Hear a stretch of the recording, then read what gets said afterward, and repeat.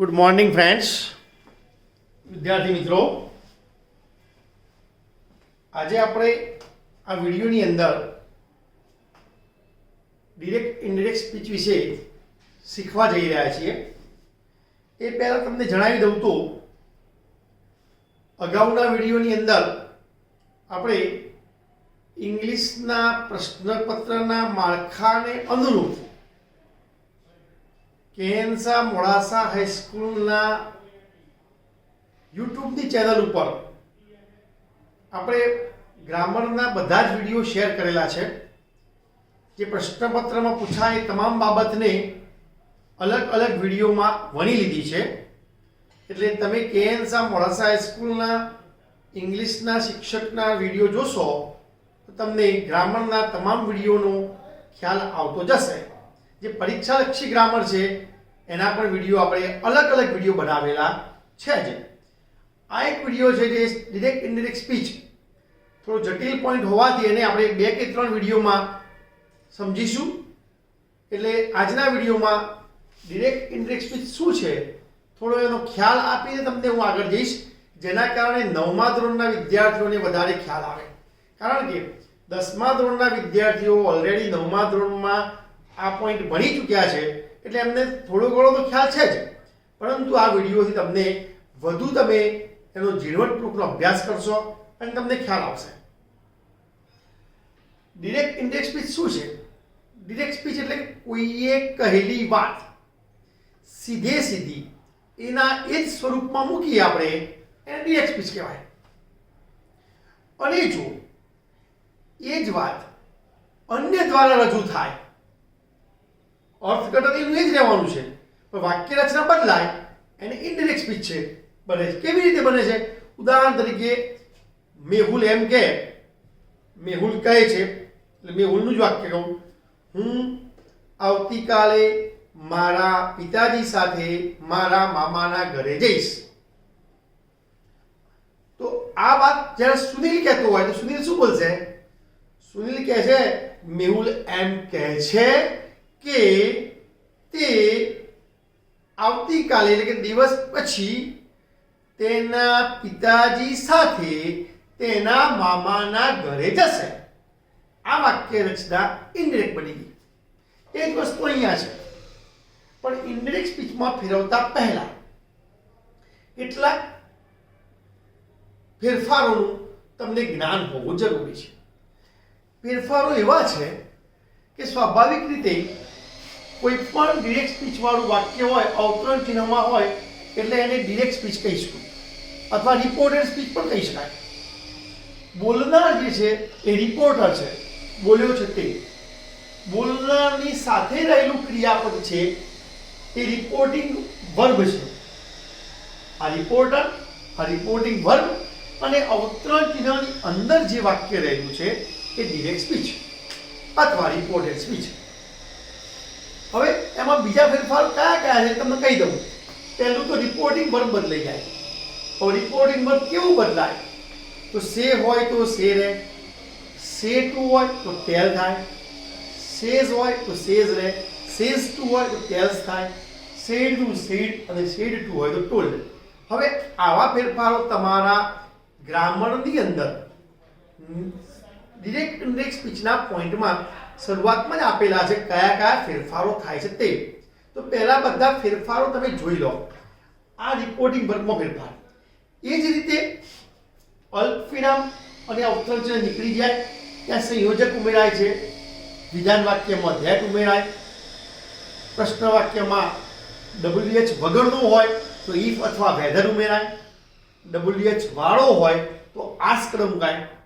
અને ત્યાર પછી અંદરનું જે વાક્ય છે એમાં અગત્યના ફેરફારો છે. કયા અગત્યના ફેરફારો? તો કાળમાં થતો ફેરફાર. કાળમાં કયા કયા ફેરફાર થાય છે એ પણ ગ્રામરની અંદર ઓલરેડી આપેલું જ છે કે સાદો વર્તમાન કાળ હોય તો સાદો ભૂતકાળમાં કન્વર્ટ કરવું, ચાલુ વર્તમાન કાળ હોય તો ચાલુ ભૂતકાળ બનાવવું, પૂર્ણ વર્તમાન કાળ હોય તો પૂર્ણ ભૂતકાળ બનાવવું, સાદો ભૂતકાળ હોય તો પણ એનો પૂર્ણ ભૂતકાળ કરવો, પૂર્ણ વર્તમાન કાળ હોય તો પૂર્ણ ભૂતકાળ બની જાય. જો પૂર્ણ ભૂતકાળમાં જ હોય તો પૂર્ણ ભૂતકાળ જ રહે. ચાલુ ભૂતકાળ હોય તો ચાલુ પૂર્ણ ભૂતકાળ થાય. અને ચાલુ પૂર્ણ વર્તમાન કાળ હોય તો પણ ચાલુ પૂર્ણ ભૂતકાળ થાય. આટલા ફેરફારો કાળના ફેરફારો છે. એટલે કે વાક્યમાં રહેલો કાળ બદલાય. પણ ક્યારે બદલાય છે ખબર છે? જો રિપોર્ટિંગ વર્બ ભૂતકાળમાં હોય, એટલે કે બોલનાર સાથેનું ક્રિયાપદ જો ભૂતકાળમાં હોય તો જ કાળ બદલાય, નહીતર કાળ બદલાતો નથી. હવે કાળ ના બદલાય તો બીજું શું બદલાય છે પાછું? તો એની અંદર રહેલો સર્વનામ. જે કાળમાં ફેરફાર છે તમને મેં જાણ કરી. હવે અવતરણ ચિહ્નની અંદર જે સર્વનામો રહેલા છે, સર્વનામો એટલે શું? પ્રોનાઉન્સ. એનું એક ટેબલ છે ગ્રામરમાં, તમે જોશો તો એ ટેબલ પર તમે આમ તો ભણી ચૂક્યા છો.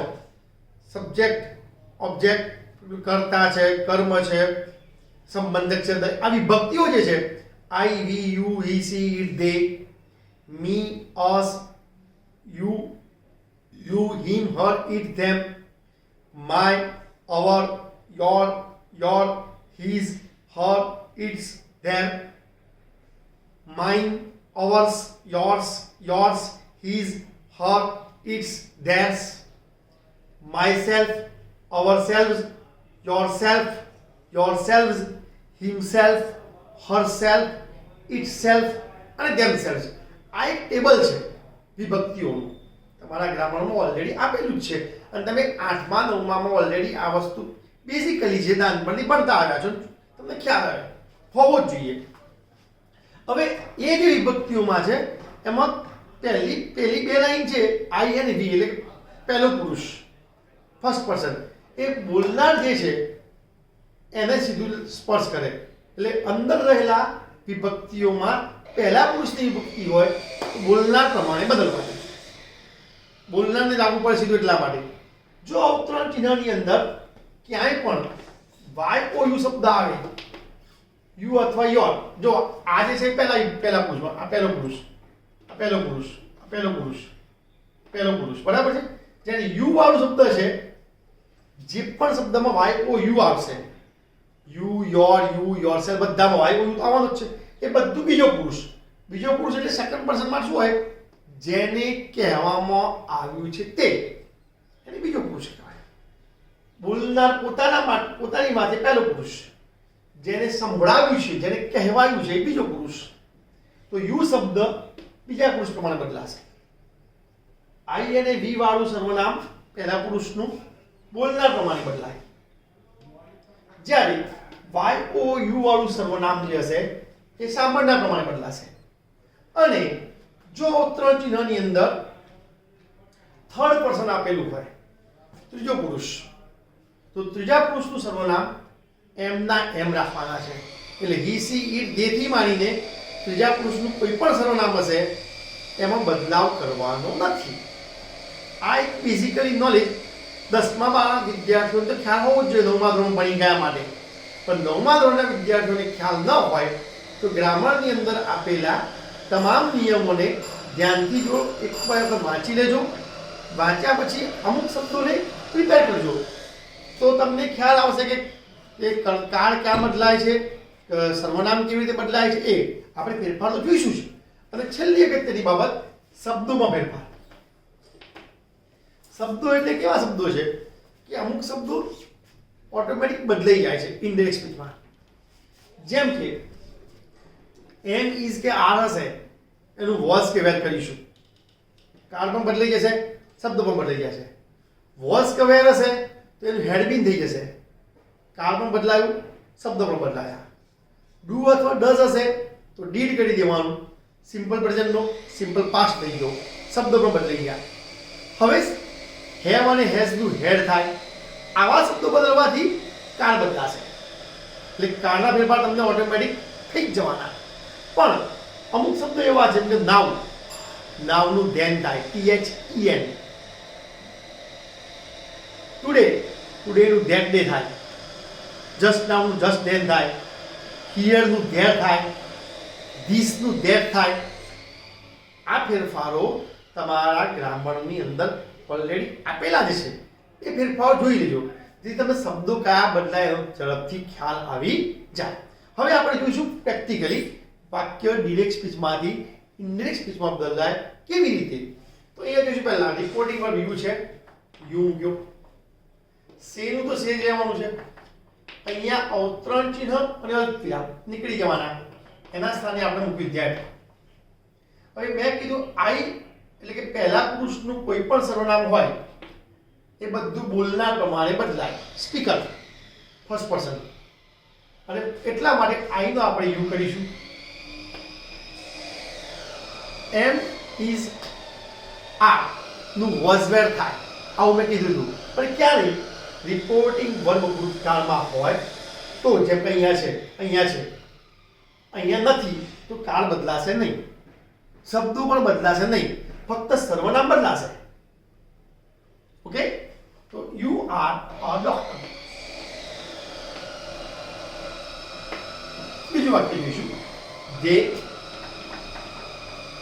સે ટુ નું થશે ટેલ અસ ધેટ.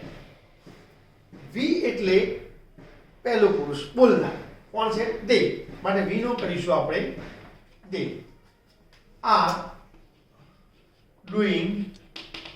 હવે અવર શબ્દ સર્વનામ છે. સર્વનામ વી સાથે અવર છે તો આપણને એક સિમ્પલી ખ્યાલ આવી જાય, દે સાથે ધેર થઈ જાય. પણ એમ ના વિચારવું હોય તો બીજી રીતે એમ વિચાર, અવર શબ્દ બોલનાર પ્રમાણે બદલાય. બોલનાર દે છે માટે વીનું અવર હોય તો દેનું ધેર જ હોય, એ આપણને સંબંધિત વિભક્તિનો ખ્યાલ હોય તો ઓટોમેટિક ખબર પડી જાય. તો અવરનું થશે ધેર. વર્ક અને નાઉનું ધ્યાન થાય, પણ ક્યારે? રિપોર્ટિંગ વર્બ ભૂતકાળમાં હોય તો. નથી તો નાઉનું નામ જ આપવું પડે. Is it clear? આગળ જઈશું. You said that. આઈ એટલે સ્પીકર, પહેલો પુરુષ બોલનાર, યુ. કેનનું કુડ થાય, સમજો આ શબ્દો અંદર લખેલા જ છે. કેનનું કુડ, મેનું માઇટ, બરાબર? કારણ કે અહીંયા ભૂતકાળમાં થયું છે રિપોર્ટિંગ વર્બ માટે. જો ભૂતકાળમાં ના હોત તો કેનનું કેમ લેતું? Could read. ધીસનું ધેટ. લેટર અને ટુડે શબ્દનું ધેટ ડે થાય. ટુડે નું ધેટ ડે, ટુનાઇટ નું ધેટ નાઇટ, યસ્ટરડે નું the previous day, the day before, before a day, tomorrow નું the next day, the following day, the day after. એટલે કે એક શબ્દને બે કે ત્રણ વાળી શબ્દોમાં બદલાય, પણ આપણે ધ્યાન રાખવાનું યસ્ટરડે માં બને ત્યાં સુધી ધ પ્રીવિયસ ડે શબ્દ મૂકી દેવો. ટુડે હોય તો ધેટ ડે, અને ટુમોરો હોય તો ધ નેક્સ્ટ ડે. હા, એક વસ્તુ યાદ રાખજો, જ્યાં પણ ધ લાસ્ટ શબ્દ આવે, ધ લાસ્ટ એનું આપણે ધ પ્રીવિયસ કરી દેવાનું, ધ પ્રીવિયસ. અને ધ નેક્સ્ટ આવે એનું ધ ફોલોઈંગ. આ બે વસ્તુ મગજમાં રાખવાની. આગળ જોઈશું. દે સેડ ટુ નું થશે ટોલ્ડ અસ ધેટ. બરાબર? યુ એટલે સેકન્ડ પર્સન, બીજો પુરુષ, સાંભળનાર. અસ છે, આ યુ સબ્જેક્ટ યુ છે માટે કરતા. વી simple present no simple past tense થાય એવું આપણે પહેલા ને સમજાવ્યું મેં. સિમ્પલ હવે ટેન્સ પર બી જવું પડશે ને. Simple present no simple past. હવે અસ શબ્દ એ સર્વનામ છે. સર્વનામ પહેલા પુરુષને લાગુ પડે છે કારણ કે અસ છે એટલે. તો પહેલા પુરુષનો દે છે તો અહીંયા અસ શબ્દ દેને લાગુ પડે તો દે માટે ધેમ થઈ જશે. અસનું સ્વરૂપ બદલાઈને ધેમ થઈ જશે. આ તમે ટેબલ જોશો તો તમે અસની લાઈનમાં એક ઊભા ફેરફારો જે છે, અસની લાઈનમાં તમે જશો તો ધે ત્રીજો પુરુષ બહુવચન છે તો ધેનું ધેમ જ હોય, કર્મ વિભક્તિ છે માટે. હવે યોર શબ્દ સાંભળનાર પ્રમાણે બદલાશે. અહીંયા અસ છે તો અવર થશે. બરાબર? યુ નું થયું વી, વી ટોલ્ડ ધેમ. પછી યોર શબ્દ અહીં લાગુ પડવાનો છે એટલે અવર. કારણ કે અસનો કરતા તો વી થાય. વીની લાઈનમાં તમે જાઓ તો યોર થી છેક સુધી નીચે, યોર થી ઉપર જશો તો વીની લાઈનમાં અવર આવશે, એટલે અવર પ્રોબ્લેમ્સ. They learn grammar. હવે આખું વાક્યમાં ઇંગ્લિશ મૂકીશું, બોલના નહીં આ છે, પણ ઇન્ડિરેક્ટ કરી દઈએ આપણે બોલનાને પહેલા લઈશું. You said that they. હવે આ સિમ્પલ પ્રેઝન્ટ છે, એનો સિમ્પલ પાસ્ટ થાય. કેમ? અહીંયા રિપોર્ટિંગ વર્બ ભૂતકાળમાં છે માટે. They learned grammar themselves. હવે એક વાત કહેવાની રહી ગઈ હતી, છેલ્લા વાક્યમાં છે, જો અવતરણ ચિહ્નની અંદર એટલે કે ડિરેક્ટ સ્પીચનું વાક્ય કોઈ સિદ્ધાંત હોય, નિયમ હોય, કહેવત હોય, મહાન વ્યક્તિ દ્વારા બોલાયેલ વાક્ય હોય, જીવન ઉપયોગી વાક્ય હોય, તો એવા વાક્યોમાં અથવા સનાતન સત્ય હોય એમાં ક્યાંય ફેરફાર થતો નથી. એટલે ડાયરેક્ટ વાક્ય આમ બનશે કે અવર ટીચર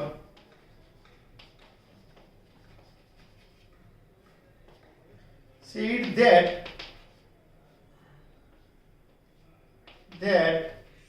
કેપિટલ રહેશે નહીં, the earth is round. આમાં સહેજ પણ ફેરફાર કરવાનો હોતો નથી.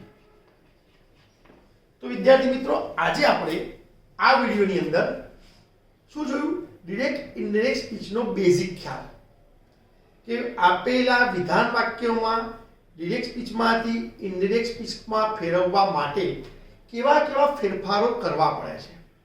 પણ એક મારી પર્સનલ એડવાઇસ તમને એ છે કે તમે આ ફેરફારો કરતા પહેલા, ડિરેક્ટ ઇનડિરેક્ટ સ્પીચના વાક્યને લખતા પહેલા તમારા ગ્રામરમાં રહેલા કેટલાક ફેરફારો છે એ પહેલા 2 કે 3 વખત વાંચીને તૈયાર કરો, જેના કારણે તમને ફેરફાર કરવાનો શબ્દ ખ્યાલ આવી જશે અને પછી તમે સ્પીચના વાક્ય તરફ જાઓ. રિપોર્ટિંગ વર્બને જુઓ, જો ભૂતકાળમાં હોય તો જ કાળ બદલાય છે, એટલે એવા જ વાક્ય તમારે હોય છે મોટે ભાગે, પણ એ પણ ધ્યાન રાખવું પડશે. સર્વનામ કોને લાગુ પડે છે એ પણ જોઈશું. આઈ અને વી વાળું સર્વનામ પહેલા પુરુષનું બોલનાર પ્રમાણે બદલાય છે, યુ વાળું સર્વનામ બીજો પુરુષ સાંભળનાર પ્રમાણે બદલાય, અને દે વગેરે હોય એનો એટલે કે ત્રીજા પુરુષ એકવચન કે બહુવચનના સર્વનામમાં ફેરફાર થતા નથી. આ વિડીયોને 2 કે 3 વાર તમે જોશો, ઓટોમેટિક તમને ખ્યાલ આવશે. થોડું વધુ ઝીણું તપાસ કરજો, અને આના આધારે ગ્રામરમાં રહેલા બીજા ઉદાહરણો, અંદર ઉદાહરણો આપેલા છે, એના જવાબો પણ આપેલા છે, તો ઉદાહરણ પહેલા જુઓ, જવાબમાં કેટલા ફેરફારો થયા છે એ જુઓ, એને તમે લખો, અને પછી એવા ઉદાહરણો જાતે, માત્ર ઉદાહરણો લખો, જવાબ જાતે બનાવો. કઈ ભૂલ પડી એ ટેલી કરો, ચેક કરો, અને ત્યાર પછી એની એક્સરસાઇઝ ઉપર જાઓ. તો મને વિશ્વાસ છે કે તમને આ સ્પીચના વિડીયોની અંદર તમને બેઝિક ખ્યાલ આવી ગયો હશે. અને પછીના વિડીયોમાં આપણે પ્રશ્ન વાક્ય તરફ જઈશું. પ્રશ્ન વાક્યમાં કયા કયા ફેરફારો હોય છે એની ચર્ચા પણ આપણે કરીશું. તો વિદ્યાર્થી મિત્રો, મને વિશ્વાસ છે કે તમે વારંવાર પુનરાવર્તન કરશો તો તમને સ્પીચનો બેઝિક ખ્યાલ આવી જશે. ઓકે, મળીશું.